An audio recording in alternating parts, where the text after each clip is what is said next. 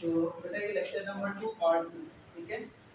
पहला भी हमने कवर किया, फिर उसके आगे अब हमने देखना है बेटा मुस्लिम पीरियड। कौन सा पीरियड? मुस्लिम पीरियड, यानी मुस्लिम साइंसदान का दौर। केमिस्ट्री के अंदर कौन कौन आए, किसने क्या काम किया, मेनली तौर पर क्या इजाद किया, या किस चीज़ को इम्प्रूव किया, या किस चीज़ का कॉन्सेप्ट बिल्कुल चेंज कर दिया। तो पहली बात तो ये मुस्लिम पीरियड का जो दौरानिया है वक्त कितना है, 600 से लेकर 1600 आपके पास एनाटॉमी जिसको हम कहते हैं, 600 टू 1600 एडी आपके पास। ये वो टोटल टाइम पीरियड था। तकरीबन कितने साल हो गए? 600 से 1600, 1000 एडी, ठीक है। 600 से 1600 एडी के दरमियान ये जो टाइम पीरियड गुजरा है, इस टाइम पीरियड का नाम है अल्केमिस्ट। क्या टाइम पीरियड का नाम है? Alchemist. The time period that is between 600 to 1600 AD is called alchemist. ये वो दौरानिया है वक्त का, ये पास्ट ईयर में ये वो वक्त है जिस वक्त उरूज पर कौन से साइंसदान थे? मुसलमान साइंसदान थे। और उस वक्त को हम क्या नाम दिया करते हैं? अल्केमिस्ट का नाम देते हैं। अब इसको मैंने अंडरलाइन क्यों किया है? आपसे बार बार पूछते हैं जो मुस्लिम पीरियड है उसको तारीख में, हिस्ट्री में किस नाम से जाना जाता है? अल्केमिस्ट के नाम से जाना जाता है। वो दौर जिस वक्त मुसलमान साइंसदानों के काम और वो खुद उरूज पर थे, जवाल पाया नहीं था, ठीक है। अच्छा, अब इस वक्त में अल्केमिस्ट जो टाइम पीरियड था उसमें क्या हुआ? Discovered various laboratorical equipments. सबसे ज्यादा जो लेबोरेटरी को एनहांस किया है अब तक पूरी पास्ट ईयर्स के अंदर हिस्ट्री में, वो उस वक्त सबसे ज्यादा किन्होंने काम किया था लेबोरेटरी के इक्विपमेंट्स के ऊपर? मुस्लिम साइंसदानों ने काम किया था। जैसे क्रूसिबल पर उन्होंने काम किया for melting and fusion. Crucible देखा है? नहीं देखा? देखो आपके पास क्या होता है, एक भट्टी नुमा चीज है, ठीक है। ये इस तरह का आपके पास जो है ना वो बॉक्स होता है, भट्टी नुमा चीज होती है, ठीक है। और उस भट्टी के अंदर आपके पास क्या होता है बेटा? स्पेस मौजूद होता है। क्या मौजूद होता है? सही है। और इस स्पेस में एक बर्तन रखा हुआ होता है। क्या रखा होता है? एक बर्तन रखा होता है।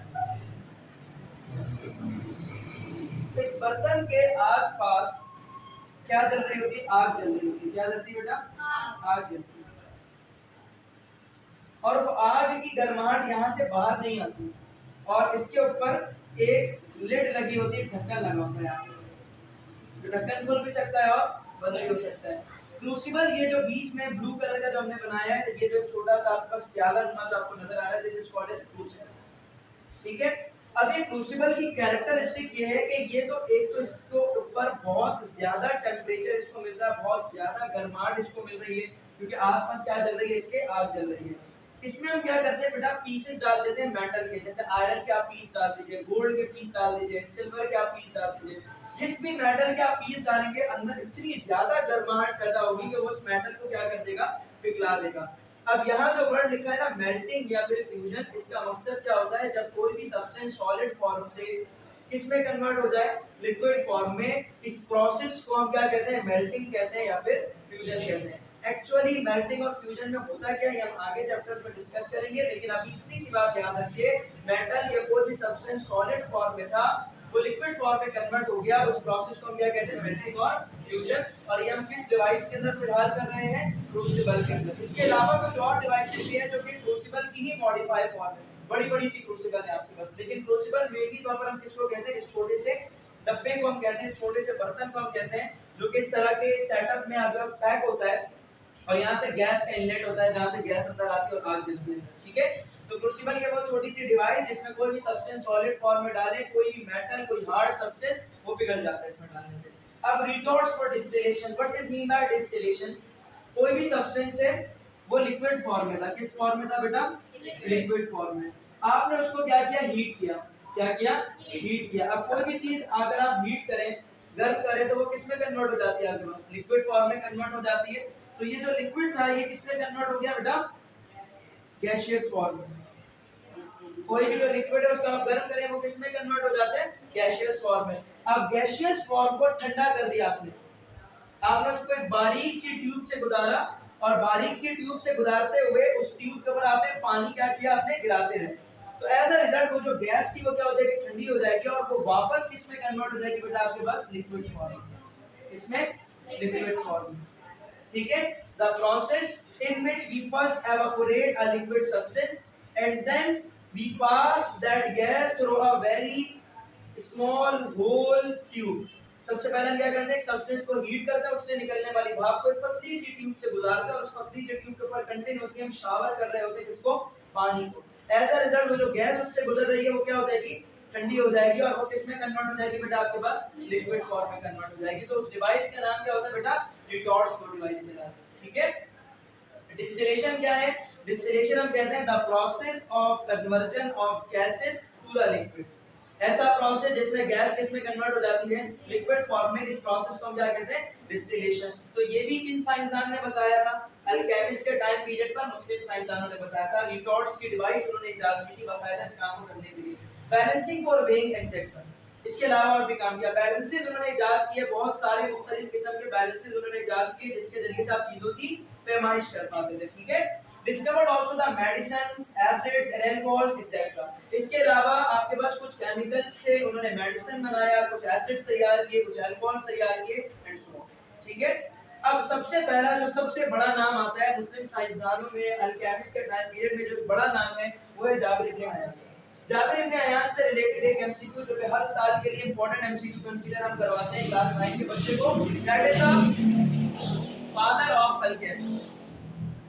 आपके पास एमसीक्यू बार-बार आपसे पूछा जाएगा, which of the following scientist is considered as a father of alchemy, उसका हमेशा आंसर क्या होगा, जाबिर इब्न हयान। अल्केमिस्ट के टाइम पीरियड में जो फादर कंसीडर किए जाते हैं, जो सबसे बड़े आपके पास माने जाते हैं, वो कौन है, जाबिर इब्न हयान, ठीक है। सुना है नेक्स्ट सेंटेंस, बाप को मत सिखा, सुना है नहीं सीखा, सुना है, बाप को नहीं सीखा। जब कुछ बोलने लगते हो, कुछ समझाने लगते हो किसी को, हमेशा बंदा बोलता है बाप को नहीं सीखा, मतलब आप बड़े हैं, आपको सब कुछ आता है। तो इसी तरह से केमिस्ट्री में जो अल्केमिस्ट का टाइम पीरियड है, उसके अल्केमिस्ट के टाइम पीरियड में पापा कौन है, बाबा कौन है, डैडी कौन है, आपके अब्बू कौन है, बाबा कौन है, ये कौन है, सब जाबिर इब्न हयान। फादर कौन है आपके, डैड कौन है आपके, वो सब कौन है आपके, अब्बू जान कौन है आपके, जाबिर इब्न हयान, ठीक है। हमारे नहीं, अल्केमिस्ट के टाइम पीरियड। क्या कंट्रीब्यूशंस क्या है, कंट्रीब्यूशंस का मकसद होता है बेटा उनका काम, ठीक है। इन्होंने HNO3 शोरे का तेजाब जिसको हम कहते हैं that is nitric acid, sorry HNO3 आपका नाइट्रिक एसिड, उसके बाद हाइड्रोक्लोरिक एसिड, HCl को हम कहते हैं हाइड्रोक्लोरिक एसिड, लिख लो इसको साथ में। HNO3 को हम क्या कहते हैं बेटा, नाइट्रिक एसिड, ठीक है। HCl को हम क्या कहते हैं बेटा, हाइड्रोक्लोरिक एसिड, ठीक है। अब ये 2PbCO3.PbOH2 ये पूरे सब्सटेंस का फार्मूला है बेटा, ये जो लिखा है ना 2PbCO3.PbOH2 ये पूरे एक सब्सटेंस का फार्मूला है। ये फार्मूला आज की तारीख में याद कर लीजिएगा। तो ना इन matric first year second year, first year second year में जाने के बाद भी 3-4 महीने बाद, यानी 3 साल और तकरीबन 4-5 महीने बाद ये फार्मूला आपके बड़े काम आएगा। सही है, चैप्टर नंबर 5 में सेकंड ईयर केमिस्ट्री में बड़ा काम आएगा आपके लिए। व्हाइट लेड, इसका नाम क्या होता है बेटा, व्हाइट लेड। तो जो मेनली जाबिर इब्न हयान ने जिन चीजों को डिस्कवर किया उसमें नाइट्रिक एसिड, हाइड्रोक्लोरिक एसिड और व्हाइट लेड आपके पास मौजूद है, ठीक है। व्हाइट लेड का फार्मूला अच्छे से लिख लीजिए। उसके बाद methods to extract the metals from their ores. अभी हम लोगों ने थोड़ी देर पहले पढ़ा था ना बेटा, मेटल को हम गेट करते हैं उसके ओर से by the help of which process, metallurgy, ठीक है। तो methods to extract the metals from their ores, यानी कि बहुत सारे मेटलर्जी करने के प्रोसेस किन्होंने बताया, जाबिर इब्न हयान ने, कि कैसे कैसे किस किस तरीके से आप मेटलर्जी करें तो आपको मेटल गेट हो जाएगा, मिल जाएगा। कहां से, उसके ओर से। Dyeing of cloth, what is mean by dyeing of cloth, कोई कपड़े का रंग पिंक, किसी कपड़े का रंग जो है नीला, किसी कपड़े का रंग पीला, किसी का हरा, किसी का काला। तो ये हर कपड़ा आपके पास काला, पीला, नीला, हरा कैसे हो जाता है, डाई करते हैं, क्या करते हैं, डाई करते हैं, कलर चढ़ाते हैं कपड़ों के ऊपर। This is called as a dyeing of cloth. तो कलर कैसे चढ़ाते हैं कपड़ों के ऊपर, ये भी किसने सिखाया, जाबिर इब्न हयान ने। देन उसके बाद नेक्स्ट अल्केमिस्ट टाइम पीरियड के अंदर दूसरे जो आपके पास हैं दैट इज अल-राज़ी, ठीक है।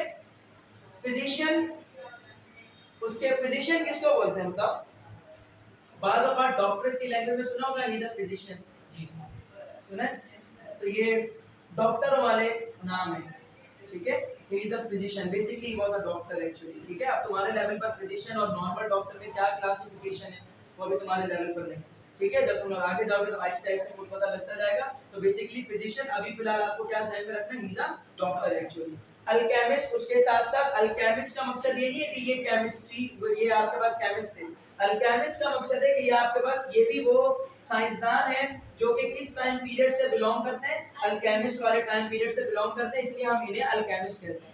जो भी साइंसदान अल्केमिस्ट टाइम पीरियड के दरमियान आया था, जो भी मुस्लिम साइंसदान अल्केमिस्ट टाइम पीरियड के दरमियान पैदा हुआ, काम किया, उसके नाम के साथ क्या लगा दिया जाता है, alchemist. It is like an star that is present on the shoulders of a different scientist that were present on the time period that was alchemist। वो तमाम मुस्लिम साइंसदान जो अल्केमिस्ट के टाइम पीरियड के दरमियान पैदा हुए, काम किया और मर गए, उन तमाम साइंसदानों के शोल्डर पर एक स्टार मौजूद है और उस स्टार का बेसिकली नाम क्या है, अल्केमिस्ट। ठीक है। एंड अ फिलोसोफर, इसके अलावा फिलोसोफर भी थे, फलसफा भी झाड़ते थे। ठीक है, फलसफा भी दिया करते थे। was an expert surgeon, मैंने बताया ना सर्जन का वर्ड आ गया यहाँ, मतलब इलाज और मालिश करने वाला। ठीक है। उसके बाद was the first to use opium as anesthesia।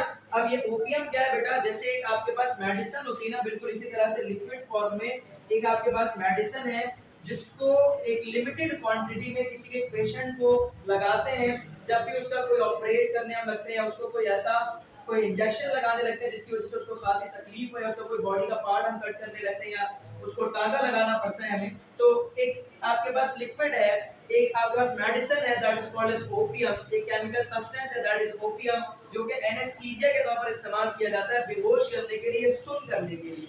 बेहोश करना या सुन करना, बेहोश करने का मकसद है ओवरऑल बॉडी के तमाम पार्ट्स को सुन कर देना, और सुन करने का बेसिकली मकसद क्या है, किसी एक पार्ट को भी हम कर सकते हैं। तो एनेस्थीसिया की डोज डिपेंड करती है कि कभी थोड़ी कभी ज्यादा लेनी तो मसला भी हो सकता है। तो एनेस्थीसिया को एनेस्थीसिया देने के लिए, बेहोश कराने के लिए ओपियम को हम यूज कर सकते हैं। उसकी क्वांटिटी क्या होनी चाहिए, ये सब किसने बताया था, अल-राजी ने। कंट्रीब्यूशन क्या है इसकी बेटा, बेसिकली इसकी कंट्रीब्यूशन आपके लिए इंपॉर्टेंट है। ये divided the substances into living and non living organism. ये वो साइंसदान थे, ये वो आपके पास फिलोसोफर थे, ये वो डॉक्टर थे, ये वो फिजिशियन थे, ये वो सर्जन थे जिन्होंने बताया कि दुनिया में जानदार चीजें और बेजान चीजों में आपके पास जो है फर्क क्या है। Divide the substances into living and non living organism. सही है। Divide the substances into living and non living on the basis of their origin, भी हम इसे कह सकते हैं, बल्कि ज्यादा बेहतर इसको इस तरह से लिखना है, divide the substances into living and non living on the